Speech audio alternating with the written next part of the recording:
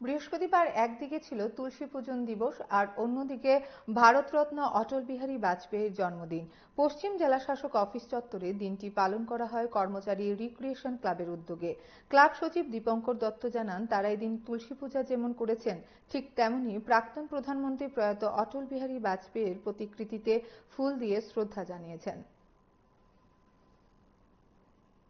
DM office রিক্রিয়েশনের পক্ষ থেকে আমাদের সবার প্রিয় অটল বিহারী বাজপেয়ীজির 101তম জন্মদিবস উপলক্ষ এবং আজকে সুশাসন দিবসও, তো তার সাথে আমরা আজকের দিনটাকে তুলসী পূজন দিবস হিসাবে আমরা পালন করে থাকি। তো সেই উপলক্ষে আমাদের ডিএম অফিস রিক্রিয়েশনের পক্ষ থেকে সমস্ত অফিস স্টাফরা মিলে এই একটা উদ্যোগ নিয়েছেন যে আজকের দিনটাকে আমরা